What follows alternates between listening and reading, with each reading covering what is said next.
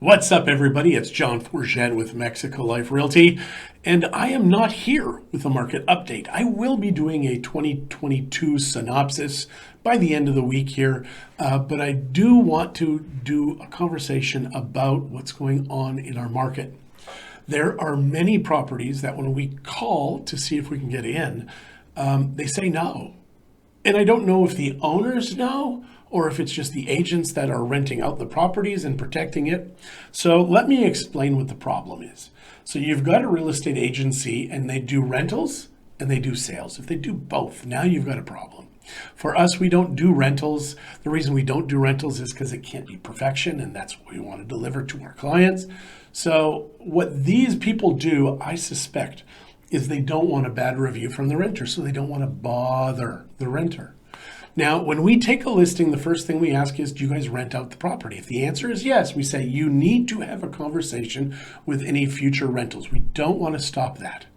But at the same time, they need to know that there probably is going to be showings while they're here. We give them a minimum of 24 hours. When we first started the MLS, the rule was if you cannot get into a property in 72 hours, it can't be on the MLS. As far as I know, that rule still exists. Now we've got agents saying, no, you've got to give us an offer before we can even show you the property. Now, it is possible to do that. We've sold 56 homes in the last 4 years, accepted offers before the buyer physically stepped foot in the property, but we have technology to handle that. We've sent them VR headsets and they can walk through the property. We do walkthroughs by video first, etc. These other agencies, not necessarily all of them, but a lot of them that do this, don't even have that.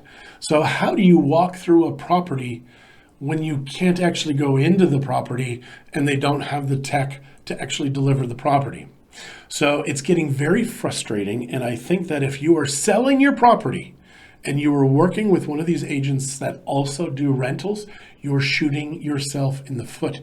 Because if you've got a renter and you've got an owner, and the renter, if he is disturbed, and he will cause a bad comment to the real estate agency that's handling the property. So he, for the most part, I'm sure, doesn't even tell the seller that this is happening.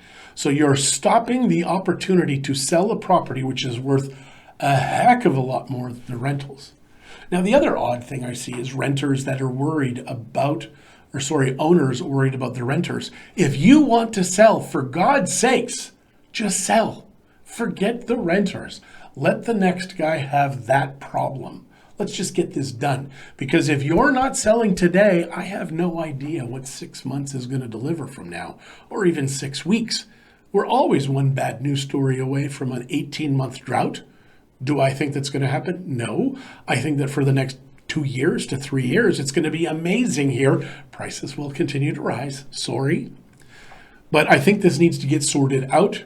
So if you are working with an agent that rents and sells, you need to fire them on one side.